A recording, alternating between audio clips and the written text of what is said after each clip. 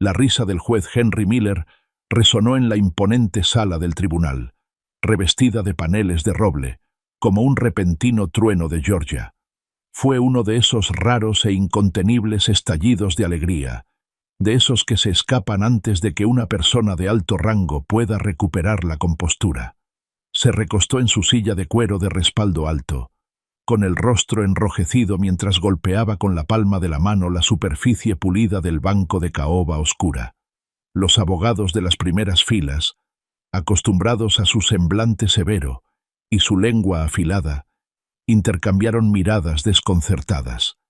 El alguacil, un hombre llamado Benjamin, con la espalda tan rígida como un pino, miraba fijamente al techo alto, como siempre hacía cuando el juez se desviaba del protocolo formal. Y luego estaba la niña menuda con el vestido rosa pastel, de pie justo en el centro del hemiciclo. Sostenía un teléfono inteligente negro junto a la oreja, pero tan seria como una piedra, completamente ajena a la oleada de risas y confusión que acababa de desatar en la sala. No pestañeó ni vaciló ante la mirada fija de una docena de ojos. Tendría unos 4 o 5 años, con su cabello rubio recogido en 2 coletas elásticas sujetas con cintas rosas que se balanceaban ligeramente cada vez que inclinaba la cabeza para escuchar el tono de llamada.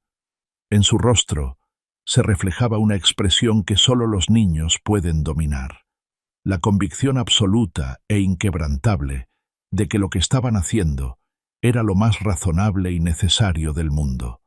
Se llamaba Mia y acababa de realizar una proeza de agilidad silenciosa que habría impresionado a un espía experimentado. Durante un receso en una audiencia de custodia particularmente agotadora, se había escabullido de su abuela en la galería y se había acercado a Claude Foster, un abogado de 52 años conocido por sus trajes caros y su fría eficiencia.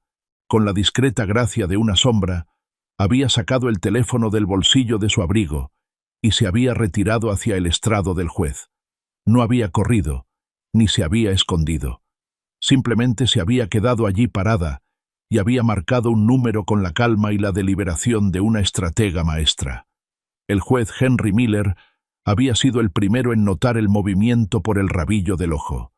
Había observado a la pequeña humana vestida de rosa moverse por el espacio sagrado entre el público y la ley. Cuando oyó el leve pitido digital de un teclado, bajó la mirada por encima de sus gafas. «¿Qué haces ahí, pequeña?», preguntó el juez, sin poder evitar que las comisuras de sus labios se curvaran en una sonrisa. «Llamando», respondió ella, pero su voz era pequeña pero notablemente firme. «¿Llamando a quién?», insistió el juez, divertido por la audacia de la niña. «A quien yo quiera», dijo, y fue entonces cuando se produjo la explosión de risas. Fue entonces cuando Benjamin buscó consuelo en las baldosas del techo, y los abogados se dieron cuenta de que la gravedad del juzgado se había suspendido momentáneamente. Incluso Claude Foster, el dueño del teléfono robado, abrió la boca para protestar, la cerró y decidió que era más prudente guardar silencio ante semejante desafío infantil y puro. «Llama a quien quieras», dijo el juez Henry, con la voz aún cargada de diversión mientras se secaba una lágrima de risa. «Llama a quien quieras, señorita». Hizo un gesto con la mano, invitando a la sala a presenciar el espectáculo de una niña ejerciendo su derecho a hablar. La sala esperó, atrapada en un raro momento de ligereza. Pero entonces contestaron el teléfono al otro lado de la línea y la risa se extinguió. No se extinguió de golpe, como una vela apagada por una ráfaga de viento. En cambio, la alegría se fue desvaneciendo lentamente, como un fuego al que se le niega combustible, mientras el juez se daba cuenta de que algo profundo estaba cambiando en el ambiente. La sonrisa de Henry Miller se desvaneció en una fina línea. Sus pobladas cejas se alzaron hacia la frente, y toda la sala, que un segundo antes había estado llena de la alegría más espontánea que esas paredes habían escuchado en años, cayó en un silencio sofocante. Alguien contestó, y la voz que salió del altavoz era tan clara que vibraba en el silencio. Era una voz que el juez Henry Miller conocía mejor que los latidos de su propio corazón. Era la voz de su hija, Isabela. «Mía, Mía, cariño, ¿y eres tú?» El nombre de la niña, la voz de la mujer que no había hablado con su padre en más de 2 años, la hija que se había mudado a otro estado y había bloqueado su número en todos sus dispositivos. El juez se quedó paralizado, con la mano aún suspendida en el aire, como un actor que de repente ha olvidado todas sus líneas. Las miradas de la sala estaban fijas en él tanto como en la niña. Isabela le había dicho, la última vez que hablaron, que no quería volver a verlo hasta que comprendiera la gravedad de sus errores. Ahora, su voz llenaba la sala del tribunal, traída allí por una niña a la que apenas conocía. Mía sostenía el teléfono con ambas manos, con la mirada fija en el juez, con una expresión de total e inquebrantable atención. «¡Mamá!», Mía gritó, y en esa sola palabra, y la sala del tribunal entendió que esto ya no era una comedia. Para entender lo que estaba sucediendo en esa sala del tribunal de Savannah un martes de octubre, había que retroceder varios años.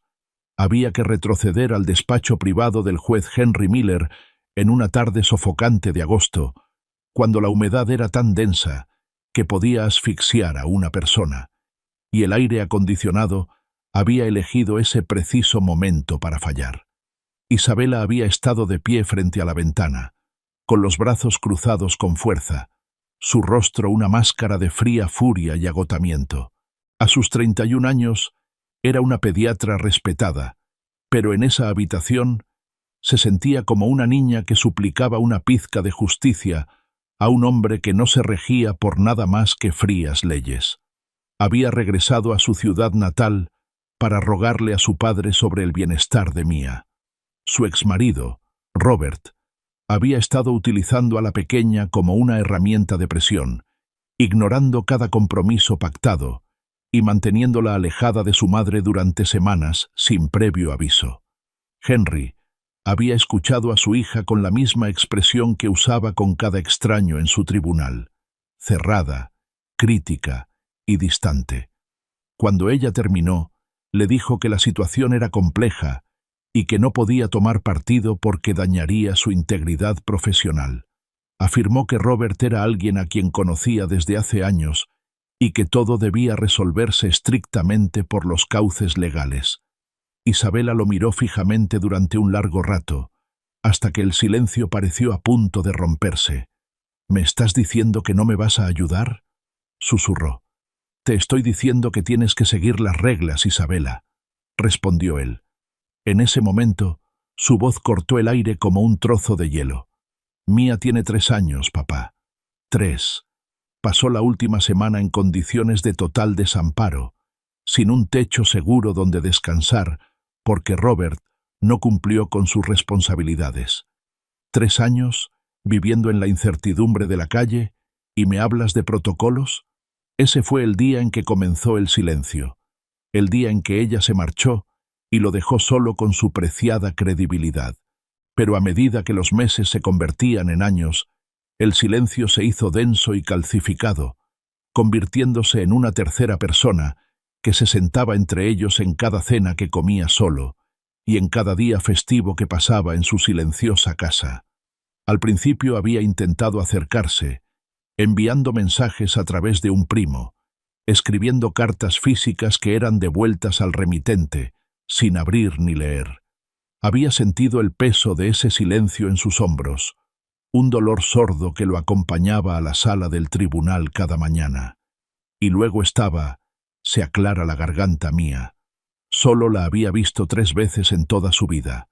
Una vez cuando nació, una vez durante una breve y tensa visita antes de la ruptura, y una vez desde la distancia en una esquina, cuando Isabela lo vio y rápidamente giró el cochecito en dirección contraria. La niña del vestido rosa que ahora estaba frente a él era esa misma bebé, convertida en una personita con la barbilla obstinada de su madre y los ojos feroces, extraños e inteligentes de su madre. Mientras Henry miraba a su nieta, La comprensión comenzó a aflorar en él, con el lento y agonizante avance de una verdad que se negaba a ser ignorada. ¿Cómo sabía esta niña que debía llamar a ese número? ¿Por qué el número de celular privado de Isabela estaría guardado en los contactos de Claude Foster, el abogado de Robert? La respuesta a esa pregunta le llevaría el resto de la tarde para reconstruirla por completo. Y cuando finalmente lo entendiera, cambiaría todas las suposiciones que había hecho sobre su vida y su carrera. Pero por ahora, en el presente inmediato, solo se oía la voz de Isabela y veía a Mia sosteniendo el teléfono hacia él. «Mamá, estoy en una sala grande», dijo Mia al teléfono, con la voz resonando. «Hay un hombre con una túnica negra al frente». Se estaba riendo. Hizo una pausa, escuchando los sonidos frenéticos y amortiguados de su madre al otro lado de la línea. Ya dejó de reírse. Continuó Mia. La sala del tribunal, que había estado en silencio, pareció contener la respiración. Era ese tipo de silencio que tiene textura, denso, cargado e inolvidable. Henry cerró los ojos por un instante. En ese instante, no era un magistrado con 23 años de experiencia. No era el hombre cuya reputación temían los abogados. Era solo un hombre de 61 años, cuya nieta pronunciaba su nombre en una sala llena de desconocidos. Cuando abrió los ojos, Mia lo estaba observando. No parecía asustada. Ella lo miró con esa evaluación penetrante y sin filtros que los niños usan para juzgar las almas de los adultos. No tenía la delicadeza social para ocultar su curiosidad ni su juicio. Simplemente lo miró y decidió lo que era. «Oh, ¿eres el abuelo Henry?», preguntó. La pregunta era una mina terrestre. Estaba la respuesta legalmente correcta. Y luego estaba la verdad. «Soy yo», dijo, con la voz más áspera y quebrada de lo que pretendía. Mia lo consideró durante un largo momento. Sus trenzas se balanceaban mientras asentía para sí misma. Volvió al teléfono. «Mamá, es él».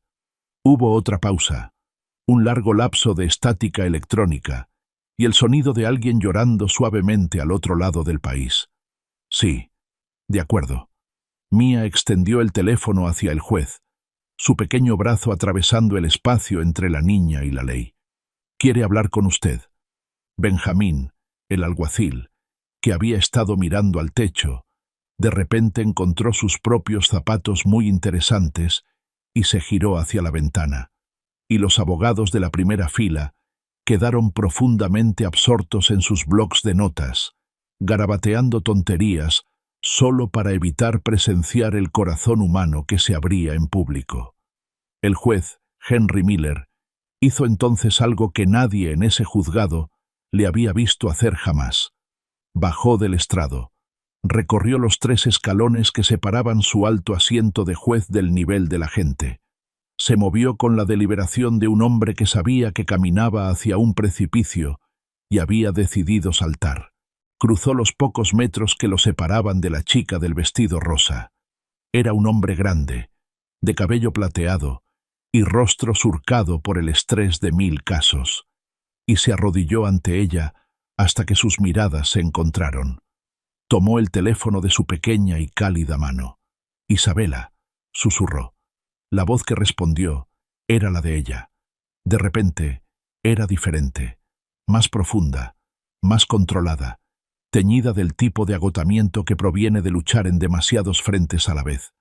«Papá», dijo ella, tan solo esa palabra, pero encierra 20 años de historia.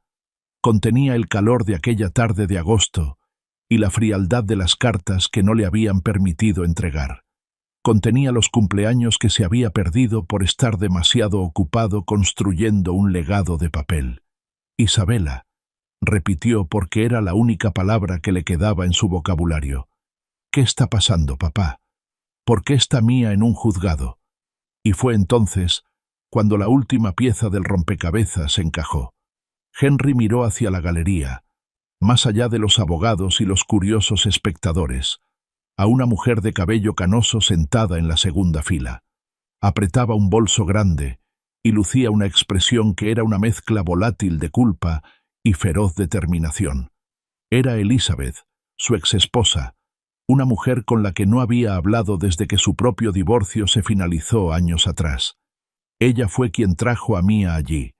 Ella fue quien lo había observado desde las sombras de la galería, esperando el momento en que el hombre de leyes tuviera que enfrentarse al hombre de carne y hueso. «Isabela, ¿de qué se trata esto del tratamiento?», preguntó, con la voz temblorosa. Hubo un silencio al otro lado de la línea, un silencio diferente esta vez. No era el silencio de la ira, sino el silencio de alguien que decide cuánto de su alma revelar. «Cáncer», dijo finalmente. «Cáncer de mama, etapa 2. Llevo 4 meses en quimioterapia». La sala pareció quedar aún más silenciosa, algo que Henry no creía posible. Se sentó allí, juez en el suelo de su propio tribunal, con las manos temblando tan violentamente que tuvo que sujetar el teléfono con ambas. «¿Cuándo ibas a decírmelo?», logró preguntar. «Cuando entendieras que era más importante», respondió ella. La frase lo golpeó como un puñetazo físico. Era lo mismo que le había dicho 2 años atrás, pero ahora cargaba con el peso de una lucha a vida o muerte. Mia estaba junto a su abuelo, observándolo con una extraña y silenciosa empatía. Los niños tienen una manera de percibir cuando los adultos a su alrededor se están derrumbando, incluso si no entienden la mecánica de la ruptura. Extendió la mano y tocó la manga de su túnica negra, sus pequeños dedos recorriendo la gruesa tela. «Abuelo», dijo suavemente. Él la miró, con la vista borrosa por las lágrimas que no había derramado en décadas. «Puedes decirle a mamá que venga». En ese momento, el juez Henry Miller tomó una decisión que probablemente sería la comidilla de la comunidad legal de Savannah durante los próximos 10 años. Miró a Benjamin y le dijo que suspendiera la audiencia indefinidamente. Les dijo a Claude Foster y a los demás abogados que esperaran en una sala aparte con sus clientes. Les pidió a todos los demás que abandonaran la sala del tribunal. Cuando las pesadas puertas finalmente se cerraron con un clic y la sala quedó vacía, excepto por él, Mia y Elizabeth, Henry permaneció de rodillas. Abrió los brazos y tras un momento de cuidadosa evaluación, Mia entró en ellos. Olía a champú de fresa y al leve aroma de los crayones. Era pequeña y ligera, pero para Henry, ella le parecía la responsabilidad más pesada que jamás había cargado. Y hundió el rostro en su cabello y finalmente dejó que los sollozos fluyeran. Sollozos feos y desgarradores que le desgarraron el pecho y lo dejaron al descubierto. Mia no se apartó. Lo rodeó con sus pequeños brazos por el cuello y esperó con una paciencia que él pasaría el resto de su vida tratando de merecer. La llamada seguía activa, la línea abierta entre Savannah y una habitación de hospital a cientos de kilómetros de distancia. Isabela escuchó a su padre llorar, y por primera vez en 2 años, el muro de hielo entre ellos comenzó a mostrar sus primeras grietas. La vida, se dio cuenta Henry, no era como un juicio. No se podía simplemente emitir un fallo y esperar que el asunto se cerrara. La vida era el proceso desordenado y doloroso del descubrimiento. Las largas noches de testimonios que no siempre tenían sentido, y la comprensión de que la justicia y la misericordia a menudo son lo mismo. Más tarde esa noche, aunque después de que Mia se durmiera en una habitación de invitados en casa de Elizabeth, Henry estaba sentado en la cocina de su exesposa, bebiendo una taza de café que sabía a arrepentimiento. Elizabeth era una mujer que resolvía los problemas con cafeína y silencio, y estaba sentada frente a él, observándolo con una expresión cautelosa pero no hostil. Habían estado casados durante 18 años antes de que la carrera y el ego los separaran. «Sabías», dijo Henry, mirando el líquido oscuro en su taza. «Sabía que estaba enferma, sí», respondió Elizabeth. «Y no te lo dije porque me pidió que no lo hiciera. Quería ver si alguna vez levantarías la vista de tu banco por tu cuenta. Quería ver si siquiera sabías quién era tu nieta». Henry miró sus manos. las manos que habían firmado miles de órdenes, pero que no habían sostenido a su hija en años. Le fallé, Elizabeth, y les fallé a los dos. Lo hiciste, asintió ella, sin ofrecerle un consuelo fácil. Pero hoy te levantaste del banco. Eso es más de lo que hacen la mayoría de los hombres como tú. Isabela volvió a llamar sobre las 11 de la noche. Hablaron durante 3 horas. No fue una conversación fácil. Fue una brutal excavación de 2 años de silencio y 30 años de abandono. Esta vez Henry no intentó defenderse. No habló de su reputación ni de los canales adecuados. Simplemente escuchó. La escuchó hablar del miedo al diagnóstico, de la enfermedad por la quimioterapia y del terror de que Robert intentara llevarse a Mia cuando ella estaba demasiado débil para luchar. Me equivoqué, dijo, con las palabras pesadas en la boca. No solo en agosto. Me equivoqué cuando pensé que mi legado era la ley, y no tú. Me labré un nombre en esta ciudad, y dejé que mi familia se derrumbara. Y me dije a mí mismo que era un trato justo porque alguien tenía que hacer el trabajo duro. No fue un trato justo. Hubo un largo silencio al otro lado de la línea. Sé que ahora lo sabes, susurró Isabela. Pero siempre lo supiste, papá. Ese siempre fue el problema. Sabías que estaba mal, y aún así lo hiciste porque era más fácil que cambiar. La verdad de sus palabras dolió, pero era un dolor limpio, del tipo que precede a la curación. Él le preguntó sobre su pronóstico, y ella le dijo que los médicos eran optimistas. El cáncer en etapa 2 estaba respondiendo bien al tratamiento, y tenía 2 meses más de quimioterapia antes de la cirugía. Las posibilidades de una recuperación completa eran altas, pero el camino era agotador. Quiero ayudar, dijo Henry. No sé cómo, pero quiero estar ahí. Isabela no respondió de inmediato. El silencio se prolongó, pero esta vez no era una pared. Era un puente que se construía, ladrillo a ladrillo. A Mia le caíste bien, dijo finalmente. Te llamó porque encontró tu nombre en el teléfono de Claude. ¿Sabes por qué tu número estaba en sus contactos? Henry cerró los ojos. Porque es el abogado de Robert, y Robert está demandando por la custodia total mientras estás enferma. Sí, dijo Isabela. Y la única razón por la que ella conocía el nombre del abuelo Henry era porque yo nunca dejaba de hablar de él, ni siquiera cuando estaba enfadado. Quería que supiera que tenía un abuelo, aunque fuera un hombre que vivía en un edificio de piedra. A la mañana siguiente, Henry fue temprano al juzgado, pero no para sentarse en el estrado. Fue a la secretaría y presentó la documentación para recusarse de todos los casos que involucraban a Robert o Isabela. Sabía que su participación suponía ahora un conflicto de intereses y por primera vez en su carrera no le importaban los chismes que pudiera provocar. Luego pasó varias horas en los archivos, un polvoriento nivel subterráneo del edificio donde se guardaba la historia del condado en cajas y carpetas. Buscaba los registros de los casos anteriores de Robert, buscando los patrones de comportamiento que había ignorado durante años, porque Robert era amigo del tribunal. Encontró exactamente lo que esperaba: un rastro de promesas incumplidas, deudas impagadas y una tendencia manipuladora que utilizaba el sistema legal como arma contra los vulnerables. Henry no usó su poder para cambiar los archivos. Simplemente organizó la verdad para que cualquier juez que se hiciera cargo del caso la viera con claridad. Mientras estaba en los archivos, se encontró con un anciano llamado Gerald. Gerald había sido el archivista durante casi 30 años, un hombre que vivía entre los fantasmas de viejos pleitos y crímenes olvidados. Observó a Henry trabajar con silenciosa curiosidad.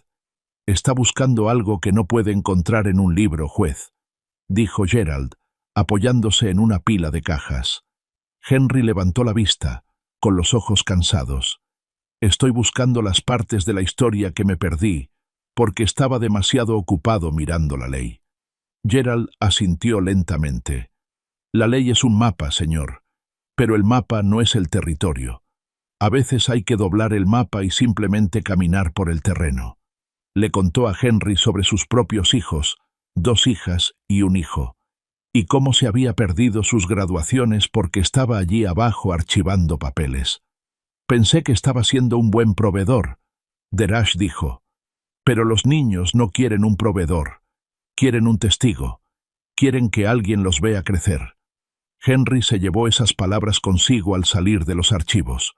Se dio cuenta de que durante 23 años había sido un proveedor de justicia, pero no un testigo de nada. Había visto el mundo a través de la lente de un magistrado, clasificando a las personas en demandantes y acusados hasta que olvidó que eran seres humanos con corazones que podían romperse. Salió del juzgado y se detuvo en el pequeño patio mirando un antiguo roble que había estado allí desde antes de la guerra civil. Sus raíces eran profundas, nudosas y ocultas. Se aclara la garganta. Pero eran la única razón por la que el árbol podía resistir los huracanes de Georgia. Se dio cuenta de que había pasado su vida puliendo las hojas de su carrera mientras dejaba que sus propias raíces se pudrieran en la oscuridad. Decidió ese día que se jubilaría a finales de año, y tenía una pensión suficiente, y había una hija en otro estado que necesitaba un padre, y una nieta que necesitaba que alguien le leyera cuentos antes de dormir. Las semanas que siguieron fueron un borrón de viajes y transición. Henry voló para ver a Isabela 3 veces durante sus últimos ciclos de quimioterapia. La primera visita fue incómoda, y estuvo llena de la tensión que existe entre 2 personas que intentan hablar un idioma que ambos han olvidado. Se sentaron en su habitación del hospital, con el zumbido de las máquinas de fondo para sus conversaciones vacilantes. Pero Mia estaba allí, y a Mia no le importaba la tensión. Le exigió a su abuelo Henry que dibujara dragones y la ayudara a resolver acertijos. Lo trató como si siempre hubiera estado allí, con la gracia natural de una niña que no ha aprendido a guardar rencor. Y para la tercera visita, el hielo se había derretido. Henry e Isabela se encontraron riendo al recordar un viaje de campamento de su infancia, y por un momento, la habitación del hospital desapareció, reemplazada por la calidez de una historia compartida que se estaba recuperando.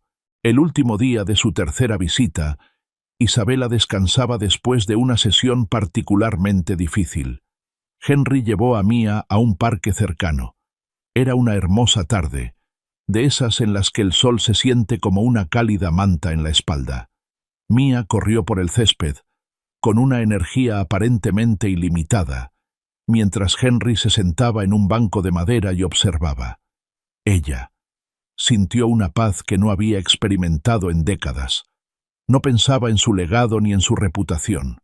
Era simplemente un abuelo viendo a su nieta jugar bajo el sol. Mia corrió hacia él, con el rostro sonrojado y los ojos brillantes. Tenía algo en la mano. «Abuelo, mira», dijo, abriendo la palma para mostrar una pequeña piedra gris, lisa y fina. Era una piedra común, de las que se pueden encontrar por miles en cualquier parque del país. Pero para Mia era un tesoro. «Es para ti», dijo, apretándola contra su mano, «para que te haga compañía cuando no esté». Henry miró la piedra en la palma de su mano. Estaba fría al tacto, pulida por años de viento y agua. Se dio cuenta de que era lo más valioso que jamás había tenido. No era un trofeo ni una placa. Era un regalo de amor puro e incondicional de una niña que lo había visto tal como era y había decidido que valía la pena conservarlo. «Gracias, Mia», dijo, con la voz quebrada por la emoción. «La guardaré para siempre». Guardó la piedra en su bolsillo, donde la sintió como un peso pesado y reconfortante. Miró a Isabela, que caminaba hacia ellos desde el estacionamiento, pálida pero más fuerte que en semanas. Ella le sonrió, una sonrisa real y genuina que le llegaba a los ojos, y él supo que, aunque todavía les quedaba un largo camino por recorrer, finalmente estaban en el camino correcto. La batalla legal por la custodia de Mia finalmente llegó a su fin. Con la recusación de Henry y las pruebas de la negligencia de Robert debidamente organizadas, una nueva jueza, una mujer conocida por su imparcialidad y su enfoque en el bienestar de los niños, dictaminó a favor de Isabela.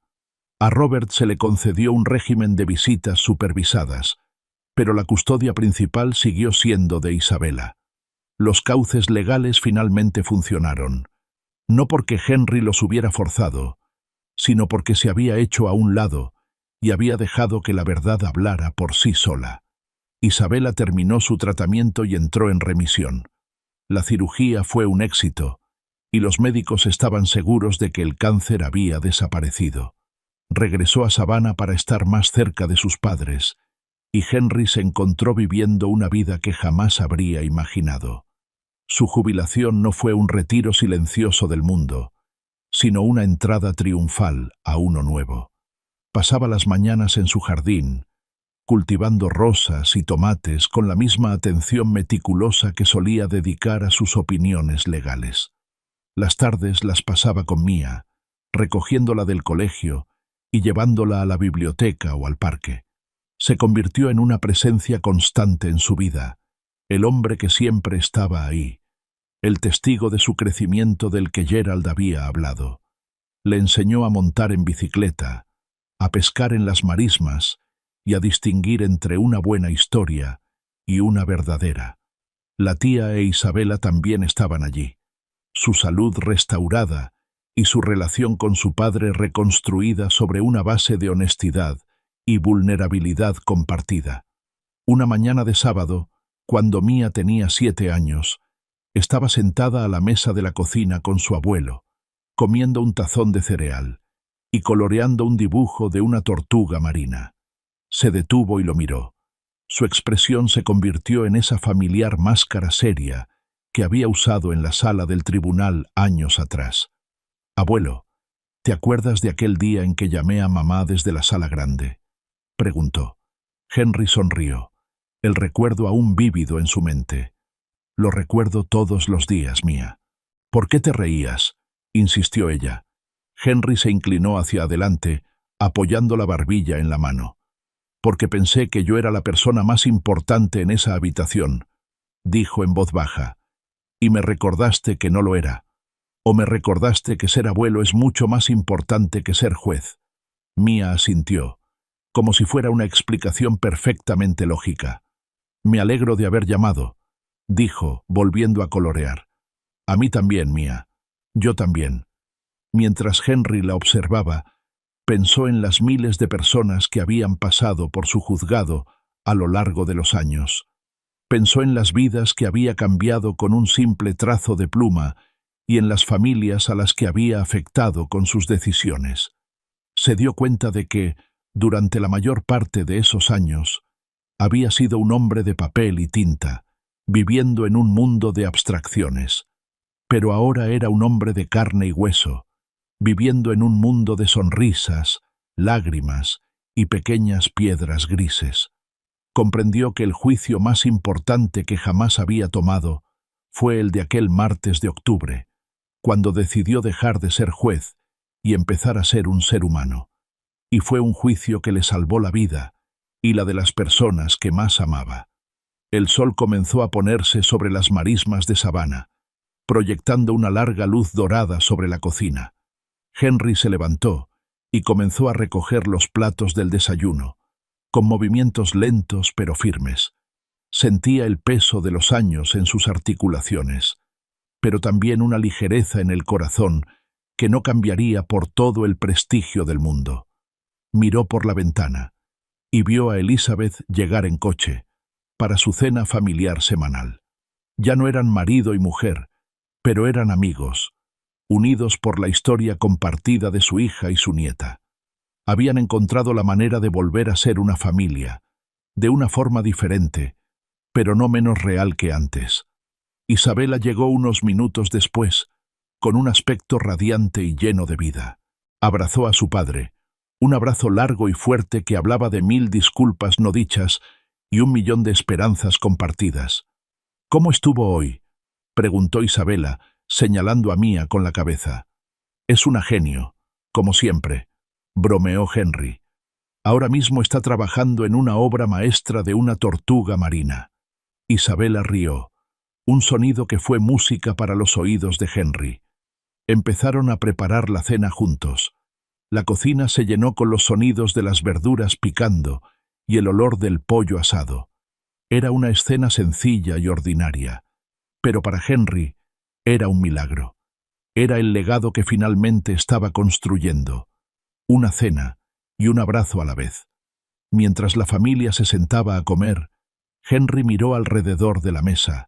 Vio a Elizabeth, la mujer que nunca se había rendido con él, incluso cuando él se había rendido consigo mismo. Vio a Isabela, la hija que había sido lo suficientemente valiente como para exigirle más que un simple sueldo. Y vio a Mia, la niña que había robado un teléfono y cambiado el curso de la historia. Sintió una profunda gratitud por la pequeña mujer del vestido rosa que se había atrevido a llamar a quien quisiera. Ella lo había traído de vuelta a sí mismo, y al hacerlo, ella le había dado el mayor regalo que una persona puede recibir: una segunda oportunidad para hacer las cosas bien. Después de cenar, mientras las estrellas comenzaban a asomar entre el cielo aterciopelado de Georgia, Henry se sentó en el columpio del porche con Mia. Se balanceaban suavemente, con el canto de los grillos como una sinfonía nocturna. «Abuelo», susurró Mia, apoyando la cabeza en su hombro. «Sí, Mia, te quiero». Henry cerró los ojos, sintiendo el calor de su pequeño cuerpo contra el suyo. «Yo también te quiero, Mia, más que a todos los libros del mundo». Entonces comprendió que la vida no se trataba de grandes proclamaciones ni de victorias sonadas.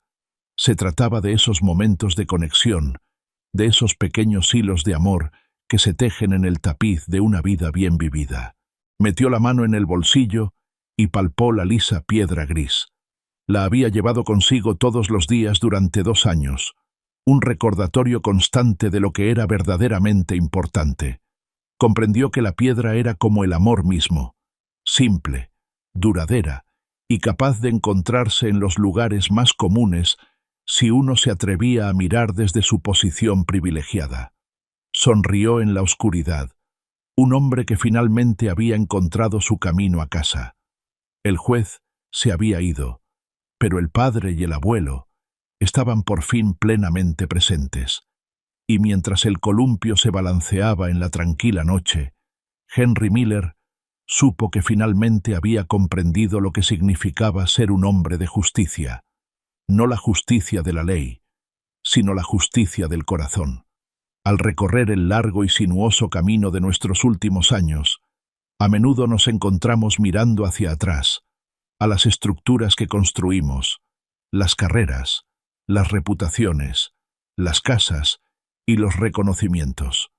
Tendemos a medir nuestro valor por la altura de los muros que levantamos y el peso de los títulos que ostentamos. Pero la verdadera esencia de una vida humana, la parte que permanece cuando los títulos se desvanecen y los muros se derrumban, se encuentra en la calidad del silencio entre nosotros y aquellos a quienes amamos. Para muchos de nosotros, especialmente aquellos que crecimos en una época en la que el trabajo era la principal definición del alma de un hombre, a menudo confundíamos proveer con estar presentes. Pensábamos que al construir un nombre, estábamos construyendo un futuro para nuestros hijos, cuando todo lo que realmente querían era que levantáramos la vista de nuestros escritorios y los viéramos. Cambiamos la belleza desordenada e impredecible de la familia por la perfección controlada y estéril del éxito profesional, y lo llamamos un trato justo. Pero a medida que las sombras se alargan y el ruido del mundo comienza a atenuarse, nos damos cuenta de que no se puede abrazar una reputación, y una opinión legal nunca te tomará de la mano cuando tengas miedo. La historia del juez y la niña es un recordatorio de que nunca es demasiado tarde para bajar de nuestros propios bancos personales. Todos los tenemos, esos altos asientos de juicio donde nos escondemos detrás de nuestro orgullo, nuestras quejas y nuestros canales apropiados. Nos decimos a nosotros mismos que estamos siendo neutrales o con principios, cuando en realidad, a menudo, Somos cobardes que tememos la vulnerabilidad que el amor requiere. Esperamos a que la otra persona dé el primer paso, se disculpe, rompa el silencio, mientras los años se nos escapan de las manos como arena seca. Olvidamos que lo más poderoso que podemos hacer es simplemente estar presentes, asistir a los cumpleaños, escuchar sin juzgar y admitir nuestros errores. Olvidamos que el canal adecuado para el amor nunca es un documento ni un protocolo. Es la conexión directa y sin mediadores entre un corazón y otro. A los adultos mayores que quizás cargan con un pesado silencio, que esto les sirva de aliento. Los muros que hemos construido no son tan gruesos como parecen. Se pueden derribar con algo tan pequeño como la risa de un niño, o tan simple como una llamada telefónica. La redención no requiere una gran actuación ni la eliminación total del pasado. Solo requiere el valor de ser honestos sobre nuestros errores y la humildad de aceptar la gracia que se nos ofrece. A veces, tenemos que dejar morir nuestra risa para que nuestros corazones puedan vivir. A veces tenemos que perder nuestra credibilidad ante el mundo para poder encontrar nuestra dignidad ante nuestra familia. El legado que dejamos no se encontrará en los archivos de un juzgado, ni en los registros de una empresa. Se encontrará en los recuerdos de un niño que sabía que, cuando extendía la mano, estábamos ahí para apoyarlo. Al final, todos somos viajeros en busca de un lugar al que pertenecer, de una mesa donde nos reconozcan y de un columpio donde nos amen. Los títulos que ostentamos y las batallas que ganamos acabarán siendo olvidados, pero la forma en que hicimos sentir a la gente, la calidez de nuestra presencia y la sinceridad de nuestras disculpas resonarán a través de las generaciones. Así que, si estás sentado en un banco que tú mismo has construido, mira hacia abajo. Mira a las personas que están en el pozo de tu vida esperando que las veas. No esperes a que un niño robe un teléfono para recordarte quién eres. Baja los escalones, abre los brazos y comprende que lo más importante que harás jamás no es juzgar al mundo, sino amar ese pequeño rincón que te ha sido confiado. Porque en ese amor encontramos la única justicia que realmente importa y la única paz que nos acompañará en la oscuridad. Es la simple y profunda verdad de que no nos definen nuestras acciones, sino quienes somos para quienes nos llaman padre, madre o abuelo. Y ese, en su forma más pura, es el único legado que vale la pena dejar. Para los adultos mayores que quizás carguen con un pesado silencio, que esto les sirva de aliento. Los muros que hemos construido no son tan gruesos como parecen. Se pueden derribar con algo tan pequeño como la risa de un niño, o tan simple como una llamada telefónica. La redención no requiere una gran actuación ni borrar por completo el pasado. Solo requiere el valor de ser honestos sobre nuestros errores y la humildad de aceptar la gracia que se nos ofrece. A veces tenemos que dejar morir nuestra risa para que nuestros corazones puedan vivir. A veces tenemos que perder nuestra credibilidad ante el mundo para encontrar nuestra dignidad ante nuestra familia. El legado que dejamos no se encontrará en los archivos de un juzgado ni en los registros de una empresa. Se encontrará en los recuerdos de un niño que sabía que, cuando extendía la mano, estábamos allí para recibirlo. Al final, todos somos viajeros en busca de un lugar al que pertenecer, de una mesa donde nos conozcan y de un columpio en el porche donde nos amen. Los títulos que ostentamos y las batallas que ganamos eventualmente serán olvidados, pero la forma en que hicimos sentir a la gente, la calidez de nuestra presencia y la sinceridad de nuestras disculpas resonarán a través de las generaciones. Así que, si estás sentado en un banco que tú mismo has construido, mira hacia abajo. Mira a las personas que están en el pozo de tu vida esperando que las veas. No esperes a que un niño robe un teléfono para recordarte quién eres. Baja los escalones, abre los brazos y date cuenta de que lo más importante que harás jamás no es juzgar al mundo, sino amar el pequeño rincón que te ha sido confiado. porque en ese amor encontramos la única justicia que realmente importa y la única paz que nos acompañará en la oscuridad. Es la simple y profunda verdad de que no nos define lo que hacemos, sino quiénes somos para aquellos que nos llaman padre, madre o abuelo. Y ese, en su forma más pura, es el único legado que vale la pena dejar. Para los adultos mayores que quizás carguen con un pesado silencio, que esto les sirva de aliento.